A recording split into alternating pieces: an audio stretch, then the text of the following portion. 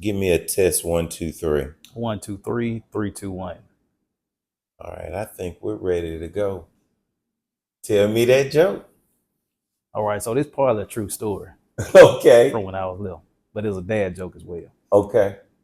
So one day it was a man outside cutting grass. He decided to cut grass with some flip-flops on. So he tripped over a stump and he cut off his toe. So his family came running out the house. Everybody was panicking. Called the ambulance. So the man got in the ambulance and he said, "What about my toe, doc?" They said, "Well, we were fortunate enough to find your toe in the grass. So we put it in the vehicle behind you." And he said, "Which vehicle?" What you think that vehicle was? It was a tow truck.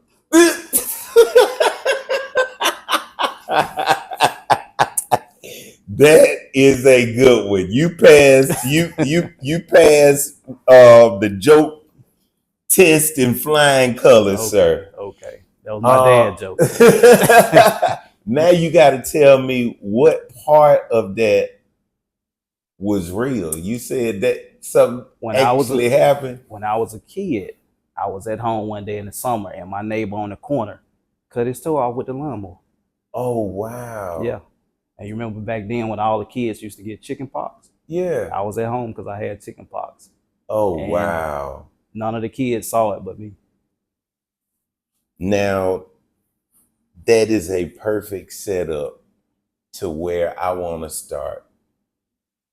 I want to know what school you went to when this was happening. I want to know about brothers and sisters. I want to know about mom and them. Like, I know what's on your bio. Okay. But tell me your story. So I'm born and raised. I'm a son of Birmingham. Growing up, I grew up in Pratt City, North Birmingham, where I went to North Birmingham Elementary. That's now closed. I went there first and second grade. Went to Brown Elementary where my parents moved to Ansley in the Bellevue Heights community. And so I went to Brown Elementary in third grade. Matriculated up to Bush Middle School. I went to Green Acres first for 2 years. Okay. Then I transferred over to Bush Middle School, marched in the band. I'm a musician, so I play the drums. Okay. Went to Ansley High School for 2 years before transferring to Central Park Christian to play basketball. So I played basketball, baseball. Basketball, won 2 national championships. Went on to Alabama A&M University. Okay. Yeah. Now, tell me about the discipline required to win a national championship. Like from Little League up to raising a trophy above your head. Right. I'm sure that took a lot. Oh, absolutely. So I started playing sports at a, fairly early age, but it started with, backyard basketball for me. Also baseball. My mom, she played softball growing up, so my mom actually taught me how to play baseball. Okay, so she the athlete. Yes. And my dad played basketball. Okay. I should have followed the baseball side. Yeah.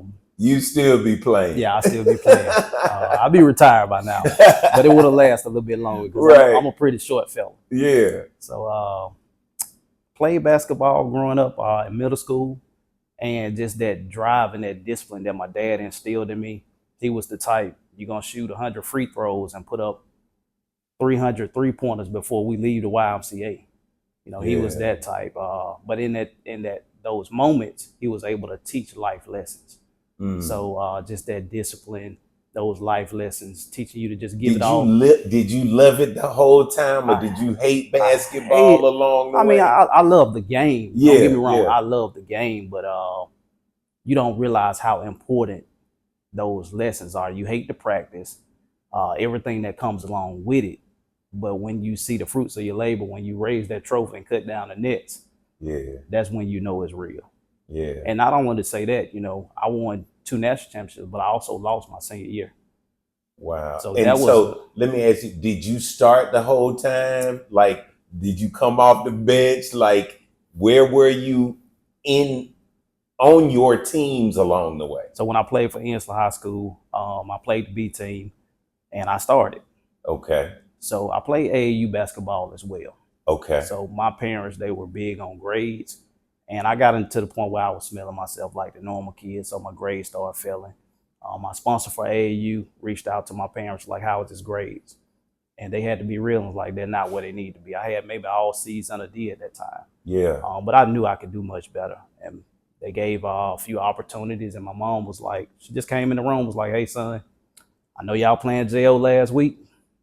No, she said, "I know you playing JO next week, Uh-huh. but that's probably going to be your last game, so make it a good one." Caught me clearly off guard. She was like, "You transferring to Central Park Christian next week."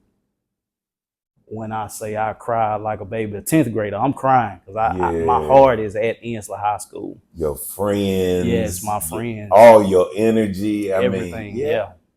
But it was one of the best decisions because there, I really learned the fundamentals and, the discipline aspect of it, the exposure. It was a good move for me because I wasn't doing so well. I wasn't doing my best. Yeah. And then that led to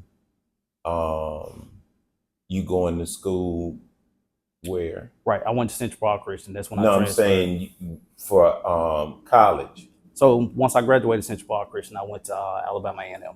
Okay. Yes. So went to A&M. I was a student. That's what I did. My parents were serious about me getting my grades when I was in school. Yeah.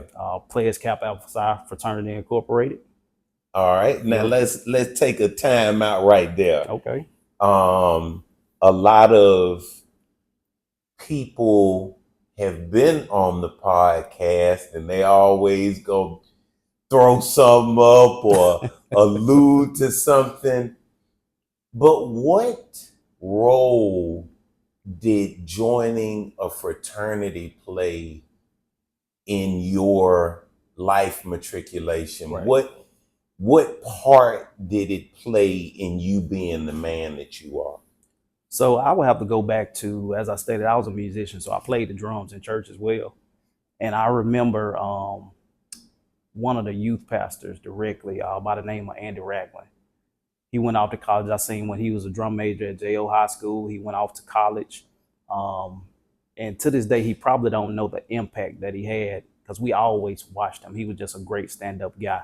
He just had a different swagger about himself. Yeah. So, with him and other gentlemen that I saw that carried themselves in that way, I knew it was definitely something about him. And just some mentors that I met along the way just kind of really encouraged my decision. But also outside of that, once I got to college, just the connections and those gentlemen pouring into me, even when I graduated college, and just being good stand-up dudes, guiding you along the way, pulling your coattail when you get out of line, that made all the difference to where I am now. Outstanding. Yeah. I want to tell you face to face, we've interacted, but we've not really had time to meet and talk and chat. And I want you to know how much I look up to you. Oh man, I appreciate that. And how important you are, right? How old are you? You look like when I made the comment that you still be playing ball, I was serious. Like, so I'm 41 years old. I'll be 42 in December. You have got to be the youngest looking 42 I've ever seen in my life. I got good genes. If you see my parents, you'll understand why. Okay. Yeah. Okay. And I love the fact, I really love the fact that there is such young, strong, powerful Black men leading the Birmingham Police Department. Yes, sir, absolutely. And I think you look good. You guys look good when you're in your uniform. You guys look good when you're in your suits. And I think that the best recruitment tools for the Birmingham Police Department are you. Absolutely. I truly believe that. But we have you here today to talk about some of those specific things that are going on in the police department, particularly along the lines of recruitment, among young people and individuals who may be wanting to relocate to Birmingham. We got one of the biggest classes in a really long time going on.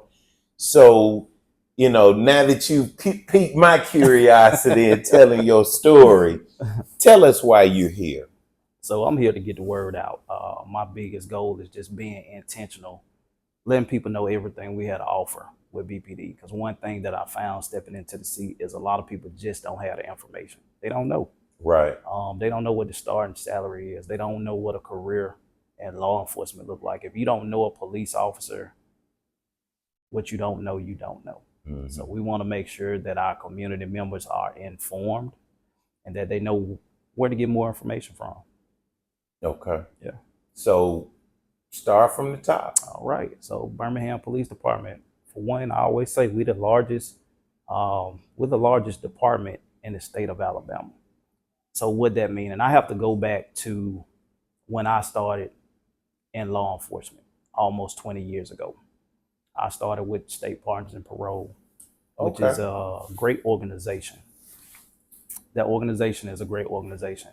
But I started when I was 22, going on 23 years old. So one thing that I found there was a lot of paperwork. I did learn a lot of great skills. However, I wanted a little bit more action. So what brought me to Birmingham, I ended up working, back then it was an operation called Operation Falcon, where various agencies got together to combat different crimes and execute warrants. So at that time, I didn't know, how much fun it was to be out there because I was used to the office part of Partners in Parole. I worked at one operation, man, and I was sold. Because I worked with a lot of guys from BPD during that operation. And one of my best friends had just came over to BPD and he had been telling me, man, you need to go ahead and make that move because he worked with Partners in Parole as well. And I made that decision to come on over, man, and it has been great. But like I say, I started here about 14 and a half years ago. And I have to go back to my past because I always want to kind of frame it up. Right. I grew up in various communities in Birmingham. And I grew up in the Ensler community as well. And a lot of time as young Black men, we see things that drive us away from law enforcement. And I have to say, I have been in situations where I've been profiled. I ran into a situation where it was basically officers acting out of character. And I'm sure that department wouldn't be proud of it. And back then at the age of 16, your parents always advise you on, when you get in the car. My dad used to always tell me, don't have a whole lot of guys in the car. Just didn't understand what that meant back then. But I learned a lesson very early because what I experienced, and I didn't understand it back then, and I didn't even tell my parents about it, but it was exactly what you don't want your children to encounter. So not only that, but growing up in a community where we say, man, we don't fool with the police. Right. That's just what it was. When police come around, we going the other way. We don't fool with the police. And that was kind of the culture that, I saw growing up. But also, going into college, and my minor was criminal justice. And I was exposed to an internship, which at the time I still didn't see myself being a police officer. That's what drove me to probation and parole. Okay. So just that career path, I feel like it was ordained because it was never something that I just said I wanted to do. You have some kids, and that's what we want them to say, hey, I want to be a police officer one day. Right. But I have to be honest and say, that wasn't me. That wasn't my path. But, once I worked with Partners of Parole, got a little piece of it, and then went over to Birmingham. My career started where I worked South Precinct, went to the academy. And I actually left one organization to come over to Birmingham, but I was already APO certified because I had already went through academy. Okay. So I came to Birmingham and went through the academy again. And that was my choice because I knew what they had to offer at that point in time. Okay. Yeah. Now, let's take someone who is young. What before we got on camera, we were talking about some of the things we could possibly do with young people to get them along the way. But let's start with the youngest aged person that would be considered a recruit. What would that age be? And what does the Birmingham Police Department have to offer for that young person? So we hire, unlike any organization in the state of Alabama, we hire at the age of 19. So with that being said, you can come in the door, one with a competitive salary, making $58,000 a year. Right now, we're also offering, and I want to jump into the incentives because I think that's important as well. We're also offering $10,000 as a sign-on bonus. If you live outside of the city limits, 80 miles or more, uh, we'll bring you in and provide you with an additional $5,000 for relocation assistance. Okay. Yes. So if a young person graduates high school, may or may not have a year of college, but if they hit the age of 19, then they are able to take the test, or what's the process at that point? So they're eligible to become a police officer. What they'll do is, for one, we want them to contact our recruiters. That number is 205-254-1712. So once they contact our recruiters, they'll walk them through what's the next step. So we want them to get the information so they'll know what's the next step. So what that process looks like, we're going to invite them out to a physical agility screening where you're going to run a mile and a half in 15 minutes, 28 seconds. You're going to do a small obstacle course where you have to push a car, walk across a balance beam, go through a little, what we consider a little small window, and also drag a 175 pound dummy. So we provide training in-house. If you're not quite sure you could do it, you can come out and see where you are. We have in-house trainers, professional trainers that'll help you with that process as well. But after you pass that physical agility test, that's when we go into another set of vetting you, where you have to go through a polygraph exam. We want to make sure that we're getting people of, good moral character, for one. Okay. So you have to go through a polygraph exam. You also have to, your application has to be in order, because all these have to go down to what we consider a post to be approved by the state. You got to have a medical examination. So once you go through this whole vetting process, that's when we'll consider you for employment. Okay. Now, for the second possible candidate, that person who may live in Mobile, Alabama, right? Yes, sir. And they are looking at a career change, and you're saying what to them? How do we entice that person to come to Birmingham? Right. So for that person, they also get the $10,000 hiring bonus as well. If you're looking to relocate, that's where that $5,000 relocation incentive come into place. Anybody 80 miles outside of city limits of Birmingham, we welcome them. If you're at an agency and you feel like you're just not growing where you are, we have a place for you. We're the largest department in the state, so of course we're going to have more units and divisions that you can even think of. When I got here, my goal was just to become a detective. I did investigations with the state, so I was thinking small-minded. Hey, just let me go over to Birmingham, be a detective, and I could really route my career out, because that's where my heart was. When I say I've had so many positions that I didn't even know exist here at the Birmingham Police Department, it's been an amazing career. Outstanding. Yeah. And now, let's take finally the individual who may have retired and Right. is thinking about getting back into law enforcement. Is Birmingham a welcoming place in that scenario? Absolutely. We have a rehire program as well. But if you retire from law enforcement, especially with Birmingham, what you do, you put in your resignation, sit out for 45 days, and you come back as a Birmingham police officer. But what we're doing now to enhance that process, because the city is growing, where we're seeing a lot of events come to the city limits of Birmingham, it's just a lot of vibrancy going on. We're seeing the growth. So what does that mean for police officers? We have to make sure that everybody is safe at these events when they come out and go to, Legacy Arena or the Crossplex. So that, sometimes that puts a strain on our manpower. So what we're doing about that, we're going to open up an opportunity for a part-time police officer program. That's officers that work for other jurisdictions that may not have the opportunity to work extra jobs or overtime. They can come work with Birmingham Police Department to assist us when it comes down to working those events.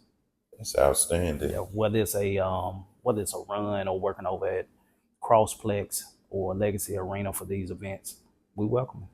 Outstanding. Yeah. Anything else you want to add? Oh yeah. So the biggest thing we want people to know is get the information. Our doors are open. Our recruitment and our retention staff is amazing.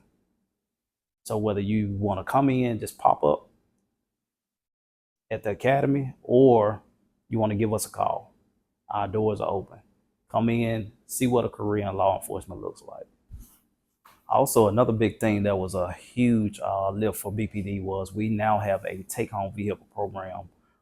Prior to now, other jurisdictions around the city limits of Birmingham, as well as throughout the state, had take-home vehicles. That was one thing that we didn't have, was take-home vehicles for our officers. So that'd be a huge lift for them. And another thing that we're doing is also incentivizing where our officers that refer somebody to BPD, they get $1,000 referral bonus as well. So those are some of the things that's really gonna boost our officers and it turns everybody into a recruiter. And one of the most important things that, I dare not forget is our mental health observance leave. Man, we see a lot when we go out and patrol the streets. Our officers encounter so many different people and some really unfortunate situations, but their hearts are in what they do. They show up every day, and regardless of what they see, they had a determination to, just get the job done. So we have a mental health observance leave that we're implementing where officers will get 8 hours of mental health leave each month just to make sure that they are well at the job that they do. I saw a brief clip of you speaking to the city council. Could you explain just a little more about how that take-home car program increases visibility and all of that stuff, in addition to the recruiting value of it? Absolutely. So you got to think about, not just day-to-day operations, but a lot of the businesses employ officers to come out and work extra jobs to make sure that their facilities are safe, whether it's a church, some of your entertainment districts. So you may have an officer working at every entertainment establishment. Just say if you have five clubs that may be in one area, 9 times out of 10, they're going to have an officer inside that place to make sure that it's safe. If those officers have take-home vehicles and they're parked in that location, that increases our visibility. One thing about it is criminals going to go where there's the least path of resistance. So if they know officers in that area, they're less likely to commit a crime in the area. So it just increased the visibility in the city. And I think I would be remiss if I didn't give a shout out to the city council and ask them to let citizens get that $1,000 bonus. And citizens get that $1,000 bonus as well. Right. Let's not move too fast. We gotta take it slow. We gotta take it slow. Maybe that's something we can look for in the future. And what was that phone number again? 205-254-1712. All right. And I can't let you get out of here without giving a shout out to the wife and everybody. Absolutely. So, like I say, I'm a girl dad. I wouldn't be where I am without my lovely wife, Rodarius Mauldin. She is definitely the one that kicked me out of bed to make me go be the all that I could be. She's my prayer warrior. We're people of faith. I have a loving family, 2 girls, Riley and Madison. 12 and 9. So we almost at that preteen phase. Oh Lord. But yeah. So shouts out to them. But that's my thing. I'm a family man. And also the biggest thing when it comes down to law enforcement, people need to know that we are real people. You see us, we're answering those calls, but at the end of the day, we are real people. We are no different from anybody else. We're husbands, we're fathers. Outside of law enforcement, we have a lot of guys, they're pastors, entrepreneurs. We're people just like everybody else. God has just called us to answer the call for the city of Birmingham and other jurisdictions to meet people, in the time of need. First of all, I can't thank you enough for coming and telling a little bit about yourself as well as what the Birmingham Police Department is doing. I know my man, our interim chief, will be looking at this, so shout out to Mike Pickett and any other people you want to say something to. So absolutely, I want to first say congratulations to Chief Thurman on serving the city for 26 years. Job well done, sir, and we wish him the best on his future endeavors. Also, congratulations to Chief Michael Pickett. One thing I must say about him, he is definitely a good guy. That's first and foremost. But one thing about it is we want the citizens to know that the city is being left in good hands, and we're looking forward to what Birmingham has to offer, what the police department has to offer. Just sit back.